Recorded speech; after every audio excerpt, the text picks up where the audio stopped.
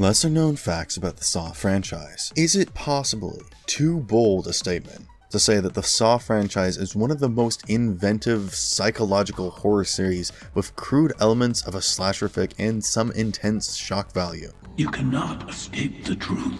There is, however, one person who can help you. We think not. What started in 2004 has been continuing through all these years, and the franchise has treated the fans to some truly devious and thrilling stories. Besides entertaining millions of horror fans, the movie also establishes one of the most compelling villains in modern horror, the deranged, psychopathic killer, Jigsaw.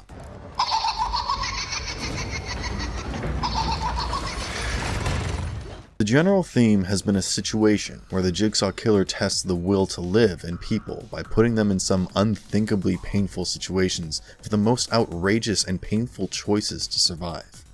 Most people are so ungrateful to be alive. But not you. You may be a fan of the Saw movies, you may hate them, but you simply cannot deny their impact on the horror landscape over the last 2 decades. If you're one of those insatiable fans with a morbid curiosity to learn more about these brutal film series, this video is where you'll have it all. I assure you, more blood will be lost, and all will be judged. We bring you some of the behind-the-scenes trivia and lesser-known facts that will make the series all the more intriguing to you. But before we go into our explanation, we have a very small request. If you like our content, please support us by subscribing to our channel. This is a small click for you, but for us, it means a lot. Thank you. Now, let's begin. You better hurry up. Live or die.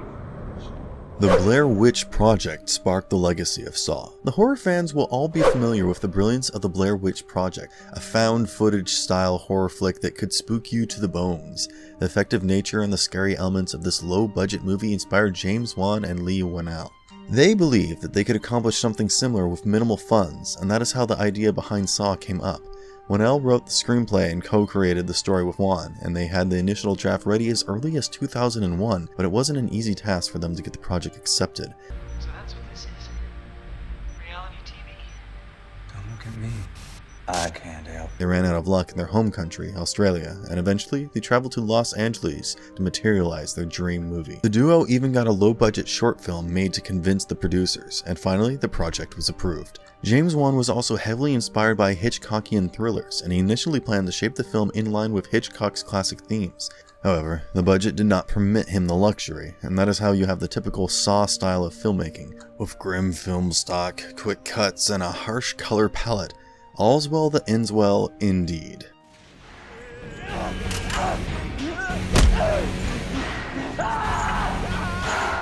A shoestring budget and some extreme measures. The first movie in the franchise had its fair bit of struggle, and the meager budget was one of the biggest handicaps that the makers had to deal with. The production budget was just under $1 million, which is literally unthinkable for modern cinema.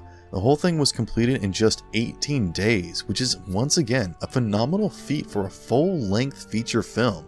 Of course, this called for some extreme measures, and the creators and the actors had to work through these. The number of takes permitted for each scene was extremely limited, and one of the makers, James Wan, later found out that he didn't even have enough during the edit work.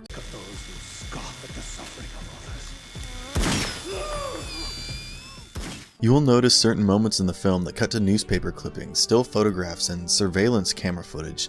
These look pretty cool and innovative today, but in reality, these were simply forced experiments that the creators had to indulge in to fill in certain gaps in the movie. It was worth all the hard work because the movie was a grand success and made over $103 million worldwide. The sacrifice that I've requested will face severe consequences. The choice is yours. The true inspiration behind the Jigsaw Killer. The Jigsaw Killer pulls the strings and commands the narrative, and he is easily one of the most terrifying horror antagonists that we can think of. The lack of true purpose behind his heinous acts makes him scarily unpredictable, and the ordeal he puts his victims through is not for the faint-hearted. However, the idea behind such an iconic horror villain was conceived in a rather weird situation. One of the creators, Lee Wan, used to suffer from agonizingly persistent migraine attacks, and he was convinced that a fatal brain tumor was the cause behind his excruciating pain. He went to a neurologist for the MRI scan to get his worst fear confirmed, and this was one of the most terrifying periods of his life. People pay their doctors when they're healthy. When they're sick, they don't have to pay them. While his fate was hanging in the balance, Wan started to imagine how a man would behave if he had a fixed time limit to live.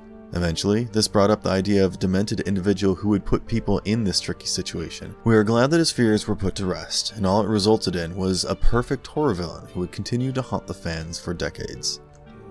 And I'm afraid it has to be you that tells him he failed.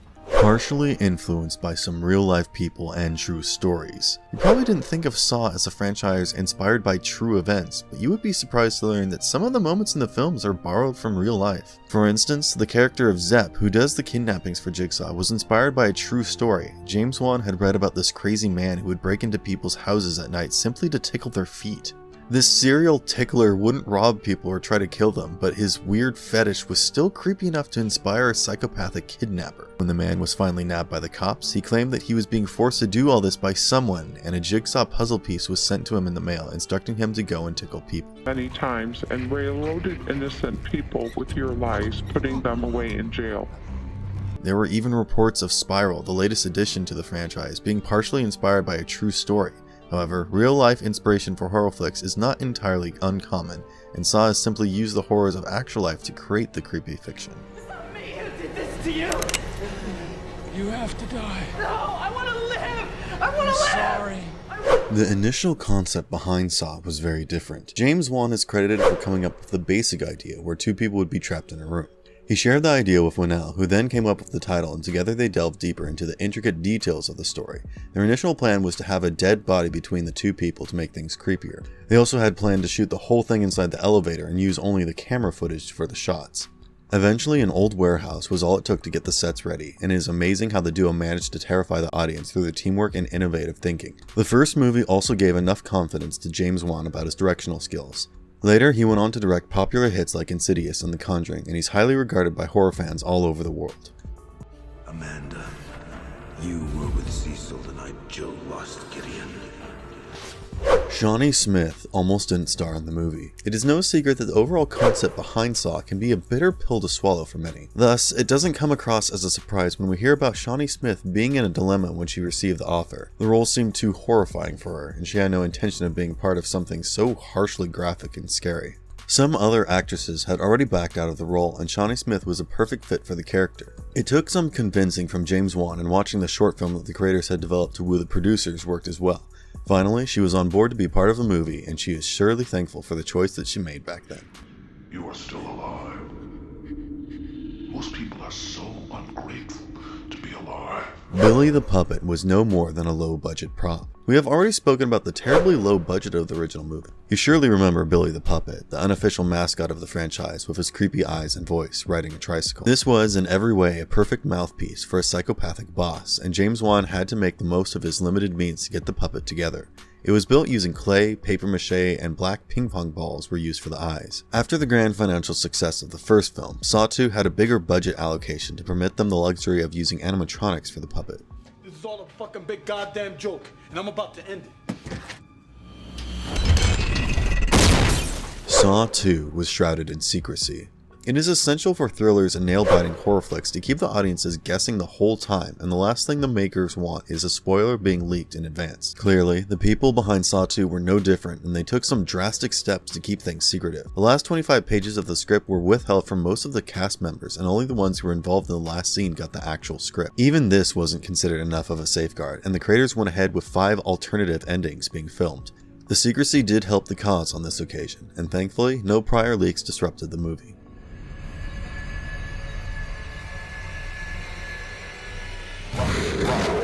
The human insides were actually pig guts. Well, of course they were. What did you expect? Actual human insides for the scenes? Jokes apart, this is quite a common practice adapted for several low-budget horror flicks. Saw was no exception, and for many of the gory scenes, what you see on the screen are basically pig guts splattered around. It must have been a harrowing experience for the actors and crew members on the sets, but there was no other way to get the job done cheaply. In the scene where Amanda stabs her cellmate and digs through his guts to look for the key to her trap, she's basically searching through loads of pig intestines, which we have to admit is a great alternative for human insides. You are probably the last man standing. Now perhaps you will succeed where the others have failed. The films endured some sharp criticism. The movies in the franchise haven't been spared from some of the very harsh words despite all the success and fan following. The mainstream critics have treated the franchise with disdain, and the disregard for the graphic violence has been lashed out for several quarters. The New York Times went on to call the movies of the franchise a distasteful idea, and LA Times regarded them as vile filth. Some have even considered the films as torture porn, and the gray area between artistic and moral boundaries has been widely discussed.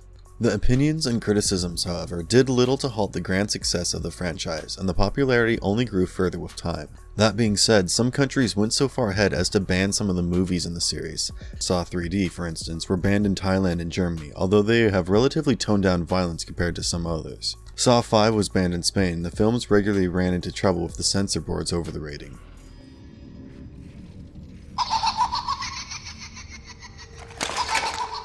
James Wan, or Lee Wan had no plans to return for Saw 3. James Wan and Lee Wan are two names that hold way too much importance if you consider the Saw franchise. They came up with the original, were involved in parts of the sequel, and the best part of the franchise actually came from them. However, the two had no plans of being a part of the third film in the franchise. Even Darren Lynn Bousman, the director of Saw 2, hadn't accepted the offer to feature in Part 3. It all changed after the sudden, untimely death of producer Greg Hoffman, who was only 42 years old. He had passed away barely a few weeks after Saw 2 had released, and James and Lee had a special emotional connection with the man because he was the one who helped bring their vision to life. They decided to be a part of the third movie alongside Darren, and it was all for Greg Hoffman as a tribute. The late producer always had dreamed of having 3 films in the franchise, and the trio made sure to honor his wishes through Saw 3. It will be like finding a needle in a haystack. Let the game begin. Saw 2's needle room trap required a special effort. It is easily one of the most memorable scenes in Saw 2 when the character played by Shawnee Smith is thrown into a pit of hypodermic needles and she has to search for a key. This scene looked truly spooky and made people squirm in their seats, but it required a superhuman effort to get the props ready. 4 people were tasked with the job of removing needle tips from almost 120,000 syringes, and they also had to replace them with their fiber optic tips. To make the scene perfect, these blunted syringes were made to stick to her. She also had the protective cover of padding underneath her clothing, and even a fake arm was used for some of the shots. The innovation was on point, and it came together so nicely that the scene became one of the iconic moments in the entire franchise. Obsession. Will you learn how to let go and truly save them?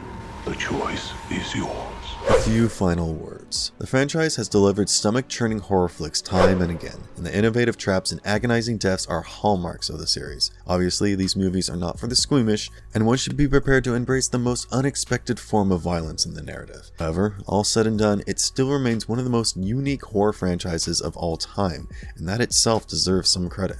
Do let us know in the comments below about the facts that amaze you the most, and let us know about your favorite in the series. And if you liked our content, don't forget to leave a like and subscribe to us if you haven't already.